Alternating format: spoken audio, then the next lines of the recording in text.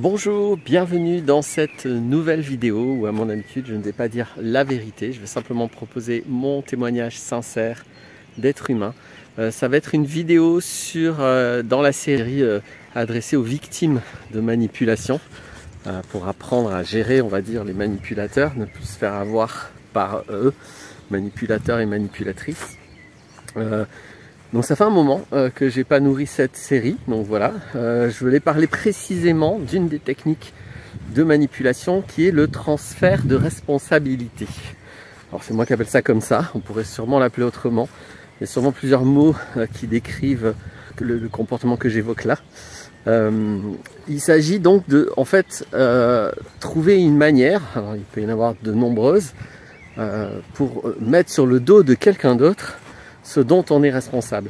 Je vais donner des exemples, je crois que c'est avec les exemples que ça va être le plus parlant. Le grand classique, c'est dans le cadre d'un couple, quand il y en a un qui trompe l'autre, qui va dire oui mais je t'ai trompé, mais c'est ta faute, parce que tu fais pas bien ceci, ou tu fais trop cela, ou comme ça va pas entre nous, etc. Donc il est flagrant que là, la personne qui utilise cette rhétorique manipule. Alors je le redis, hein, c'est pas parce que on manipule qu'on est manipulateur. J'allais aller voir les vidéos, je distingue les structures pervers narcissiques, les structures manipulatrices et les personnes qui peuvent manipuler, ça peut nous arriver à tous. Et puis il y a, je pourrais dire, les structures aussi irresponsables ou les structures très égocentrées qui peuvent aussi amener à pas mal de manipulations sans pour autant être dans des structures manipulatrices. Je ne vais pas revenir là-dessus, c'est des nuances qui peuvent être importantes quand même. Mais voilà, là je parle vraiment de la technique de manipulation, donc qui peut être utilisée et par des manipulateurs, des manipulatrices et par d'autres personnes dans d'autres contextes. Mais voilà, ça c'est l'exemple classique où évidemment que la personne qui trompe quelqu'un, en gros qui a une sexualité hors cadre du couple, on va dire qu'il a été posé comme exclusif, une personne qui fait ça évidemment est responsable de ses actes, et quand elle a le culot de dire c'est ta faute, elle transfère ses responsabilités, c'est-à-dire qu'elle ne prend pas ses responsabilités, elle change de sujet. Alors ça ne veut pas dire que ce qu'elle dit est faux, c'est là où ça peut être puissant comme technique de manipulation. Peut dire oui mais c'est ta faute, tu n'es jamais disponible par exemple, et peut-être que la critique est juste. Et donc éventuellement la personne est effectivement peut-être responsable de ne pas être disponible pour le couple. Ça ne change rien au fait que celle qui a trompé est responsable d'avoir trompé. Alors on appelle ça tromper, hein, concrètement. Celle qui a eu une sexualité hors cadre, hors couple, est responsable de ça à 100%. Donc souvent c'est ça la technique, hein, c'est-à-dire qu'on va cibler un autre sujet dont l'autre est responsable pour dire oui mais je ne suis pas responsable de ce que tu me reproches parce que toi tu es responsable de cette chose. Genre comme si il y avait un rapport entre un rapport de responsabilité, j'entends, il y a un rapport, mais il n'y a pas de rapport de responsabilité entre le fait d'avoir une sexualité hors cadre et le fait de éventuellement être pas disponible ou quel que soit le reproche qu'on va faire. Donc il peut y avoir des co-responsabilités dans une situation globale, dans des problèmes de couple par exemple, parce que là j'aborde le contexte du couple. Ça arrive qu'il y ait des co-responsabilités, qu'on soit chacun responsable de choses, qu'il n'y en a pas un qui est responsable de tout et l'autre responsable de rien. Mais ça n'est jamais une excuse pour nier, fuir, pour transférer une responsabilité très spécifique qu'on a. Alors la responsabilité, c'est toujours quelque chose de très spécifique, hein. On n'est pas dans des notions morales, sinon ça ne va pas marcher, ça va être facile justement de faire ces transferts de responsabilité. Soyons très concrets, un humain est responsable de ce qu'il fait avec son corps. C'est là qu'on arrive à être clair avec qui est responsable de quoi. Donc qui a couché avec une personne, quel est le corps concerné, et donc la personne qui a ce corps est responsable. Voilà, les choses sont simples. Maintenant, si je ne suis pas disponible, c'est bien de mon corps qu'il s'agit, je suis responsable. Donc l'idée, c'est de toujours revenir au physique. Qui a fait quoi, et ce que vous faites avec votre corps, ce que vous dites, ce que vous faites avec vos bras, vos jambes, votre corps, bah, vous en êtes responsable. Il n'y a jamais d'exception à ça. Qu'est-ce que je peux rajouter? Je voulais prendre un autre exemple. Très souvent, il y a des transferts de responsabilité sur l'émotionnel. C'est-à-dire que, évidemment, et ça, allez voir toute la série sur les émotions, allez voir tout ce que je dis sur l'échelle émotionnelle, ce qui vous permet vérifier ce que je raconte. Là pour le coup, c'est facile moi de vous dire une personne est toujours responsable de ses émotions, mais je ne me contente pas de vous dire ça, je vous donne un outil, l'échelle émotionnelle, qui vous permet de vérifier si je dis des conneries ou pas. Donc pour moi c'est un irrémédiable, un humain qui a une émotion est responsable de ça.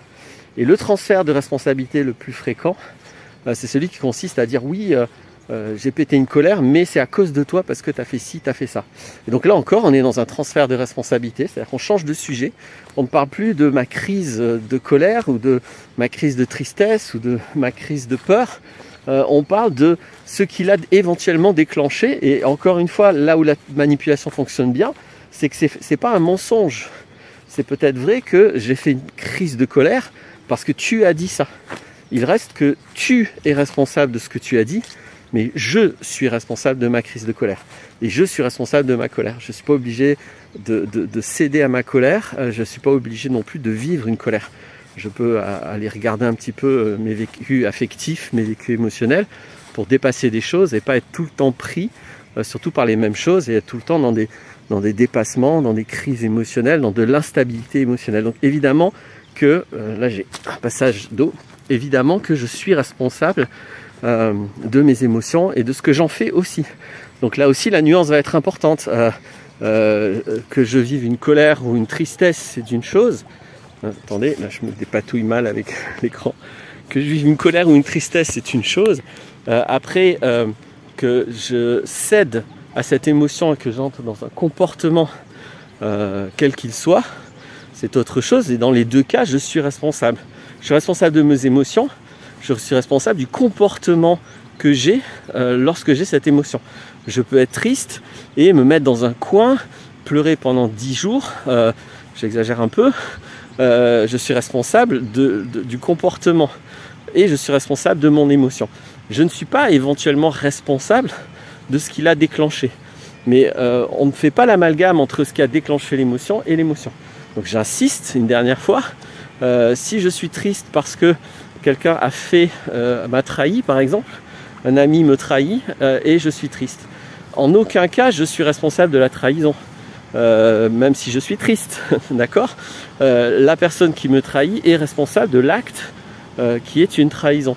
Mais je suis responsable d'être triste et je suis responsable éventuellement de rester dans la relation et de prendre le pouvoir et de lui reprocher pendant 5 ans cette trahison.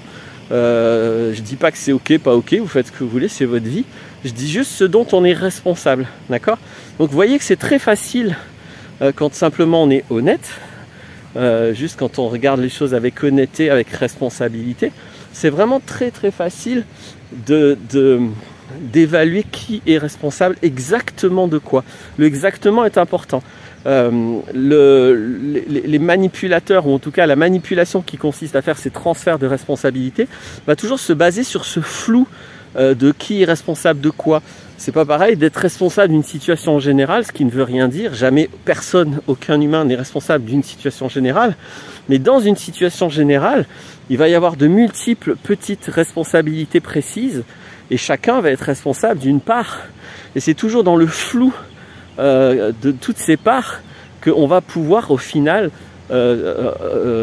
avoir des attitudes qui éludent, chacun éludant ses responsabilités. Donc j'espère que j'ai réussi à être clair. Je vais peut-être prendre un dernier exemple. Imaginons une classe scolaire, c'est ce qui me vient en tête, avec donc dans une classe précise, on va dire un cours de maths. Et le cours de maths se passe vraiment très mal. Il y a toujours des conflits, il y a toujours du chahut, etc., etc. Donc, si on cherche qui est responsable de cette situation, en général, on ne trouvera jamais, parce que personne, a priori, c'est rare qu'une personne soit responsable d'autant de choses, personne n'est responsable de toute cette situation-là.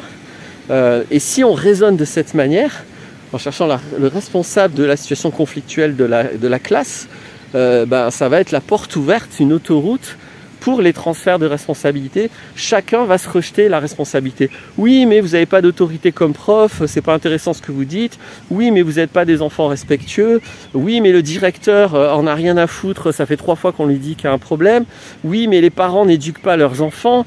Oui, mais le président de la République ne nous donne pas des moyens de faire, etc. Donc, on va toujours pouvoir rejeter les responsabilités facilement. Donc la solution, comment on fait à se comporter d'une manière qui va empêcher les transferts de responsabilité, en étant très précis. C'est-à-dire que la situation d'une classe qui fout le bordel, c'est une situation complexe. On va prendre point par point qui est responsable de la transmission du contenu éducatif. Qui est responsable de ça concrètement? Et même là-dedans, on va peut-être sous-découper. L'éducation nationale est responsable par exemple du programme, du choix des sujets. Le prof est responsable de sa façon de transmettre le contenu imposé par l'éducation nationale. Voici 2 responsabilités par exemple. Et donc selon si on veut critiquer le contenu imposé par l'éducation nationale ou selon si on veut critiquer la manière, la pédagogie de transmettre tel contenu, ça va être soit l'éducation nationale, soit le prof qui est responsable. Qui est responsable de ne pas respecter les règles de la classe? Éventuellement les enfants. Etc., etc. Donc quand je vais être très précis, qui est responsable de ce comportement, qui est responsable de cette tranche de la situation, etc. Plus je vais préciser, plus je vais détailler, et plus ça va être absolument impossible de, comment je peux dire, en fait de faire le transfert de responsabilité, de manipuler de cette manière. J'espère que j'ai réussi à être précis dans ce que j'avais envie de transmettre sur ce sujet. Donc à la fois je vous exprime le comportement manipulateur et à la fois je vous donne une solution. J'espère que j'ai réussi à être clair. Si ce n'est pas le cas, n'hésitez pas à vous poser des questions. Le réel est plus fort que toi, c'est comme ça que ça marche. À bientôt pour d'autres vidéos. Coucou, je reviens. Il m'est venu un exemple que j'ai envie d'utiliser dans cette vidéo que j'ai lu, je crois, ce matin ou peut-être hier. C'est le monsieur qui se présente comme un président de la République en France, qui a utilisé une de ces techniques et en plus implicite. Donc c'est ça qui m'intéresse. Je vais vous montrer comment on peut implicitement, sans accuser explicitement quelqu'un d'être responsable de ce qu'on a fait. Il y a une technique encore plus puissante, c'est alors qu'il y a un événement grave dont on est en train de se justifier. Donc là par exemple l'événement grave, c'est cet homme qui fait voter par son gouvernement une loi de force avec un 49.3, c'est-à-dire qui méprise totalement les élus qui représentent le peuple. Et au lieu de se justifier de ça, d'expliquer, cet homme donne une accusation qui est je regrette que l'opposition ne m'ait pas proposé de projet alternatif. Alors c'est un énorme mensonge parce qu'il y a eu énormément de choses alternatives qui ont été proposées. Donc là c'est du mépris provocateur pour les propositions, il fait comme si elles n'existent pas, alors qu'en fait c'est lui qui ne les a pas pris en compte. Donc là aussi, vous voyez, il y a toujours des transferts très très implicites. Donc là on est dans de l'expertise de manipulation, c'est un manipulateur professionnel. Je pense, c'est mon avis, que c'est un pervers narcissique. Donc là on est encore une fois dans de la grosse pointure, alors que lui-même a la responsabilité, on va dire, de ne pas prendre en compte des alternatives. Il va dire on ne m'en a pas proposé. Donc là il y a un premier transfert de compétences qui est très vicieux, parce que il dit pas oh c'est pas ma faute si j'ai pas pris en compte, il dit carrément vous n'en avez pas proposé. Donc ça lui permet d'éluder implicitement le fait qu'il ne l'a pas pris en compte, et ça lui permet d'accuser l'autre d'être responsable de ne pas l'avoir proposé, ce qui est en plus une accusation fallacieuse, et donc un mensonge premier, direct. Donc ça c'est un premier transfert de responsabilité, on va dire implicite, très vicieux. Et le deuxième donc c'est quand, que je me perde pas parce qu'il y en a tellement là, oui c'est quand au lieu de prendre la responsabilité du fait d'avoir fait voter de force une loi, il donne l'excuse, mais implicite. Il dit pas oh c'est pas ma faute si on a dû faire de force, c'est parce qu'il n'y avait pas d'alternative. Il le dit pas, mais il accuse les autres de pas avoir proposé d'alternative. Donc il transfère la responsabilité de la situation sur cette fausse accusation en plus, j'insiste, ce qui lui permet à la fois d'éluder qu'il n'a pas écouté les alternatives, et en plus qu'il a fait voter une loi de force. Petite cerise sur le gâteau, L'éludation est d'autant plus vicieuse et d'autant plus provocatrice qu'il a exprimé en même temps que la rue n'est pas légitime, que ce qui est légitime, ce sont les élus, pendant que lui-même a méprisé les élus en votant un texte de force par 49.3. Donc quand ça l'arrange, on méprise les élus, et quand ça l'arrange, on doit absolument décider que les élus sont représentatifs. On ne sait pas lesquels, puisque des élus, il y en a beaucoup. Donc lui, il aurait été élu. Après, je pense que c'est contestable. Ça dépend ce qu'on appelle une élection. Ça dépend si on regarde ou pas les financements illégaux aussi. Et puis, les députés eux aussi sont élus, etc. Donc de quel élu parle-t-on? Est-ce que les sénateurs sont vraiment élus? En tout cas pas par le peuple, etc. Bref, voilà. J'avais envie d'utiliser cette vidéo aussi pour venir montrer des grosses manipulations politiciennes qui sont sempiternelles. Si vous voulez apprendre ce qu'est un manipulateur, écoutez les politiciens de tous bords, hein. Il n'y a pas d'exception, je n'ai pas rencontré d'exception. Malheureusement, c'est devenu la norme dans la politique d'extrême droite à extrême gauche de manipuler. On manipule déjà sur les étiquettes, je ne pense pas qu'il y ait beaucoup de gens qui sont dans leur comportement fidèles à leurs étiquettes. C'est un vaste sujet, je ne vais pas faire plus, mais j'avais quand même envie d'ajouter ça. Voilà.